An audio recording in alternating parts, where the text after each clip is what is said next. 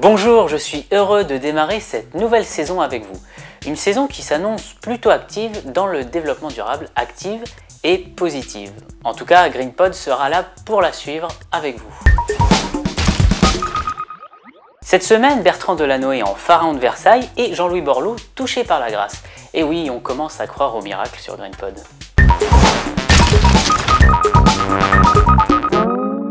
L'information nous vient de l'Agence internationale de l'énergie qui vient de faire un petit rapport à 45 000 milliards de dollars, rien que ça.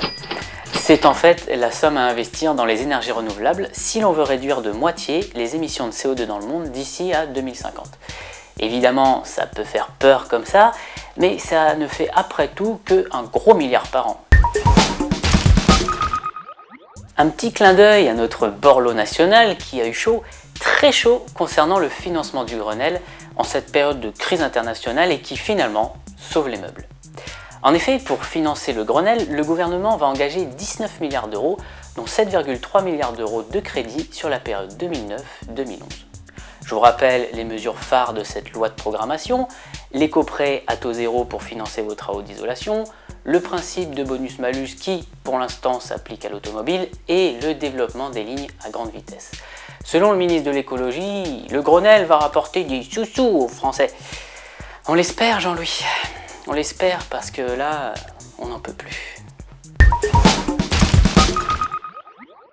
Jeudi dernier, la mairie de Paris a présenté le nouveau projet des architectes Herzog et de Meuron, la très controversée Tour Triangle, un bâtiment haut de 180 mètres qui s'élèvera d'ici à 2012 porte de Versailles avec une vocation autant esthétique qu'économique.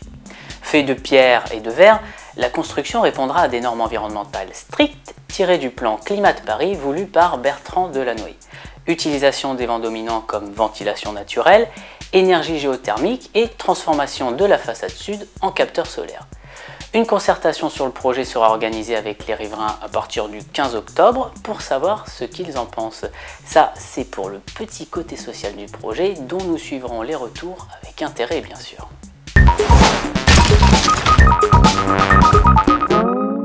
Et le bidon d'huile de la semaine est attribué à la Chine, bien sûr. Médaillée d'or au JO, elle l'est aussi dans la vraie vie avec le titre de premier pollueur mondial avec des émissions de CO2 qui ont atteint 1,8 milliard de tonnes.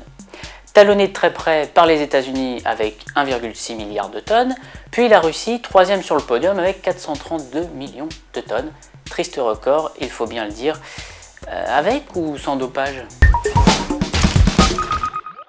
C'est terminé pour aujourd'hui, alors rendez-vous la semaine prochaine sur greenpod.fr pour toujours plus d'actu verte et durable. Et n'oubliez pas de vous abonner à notre flux RSS pour être certain de recevoir les prochains épisodes. Bye!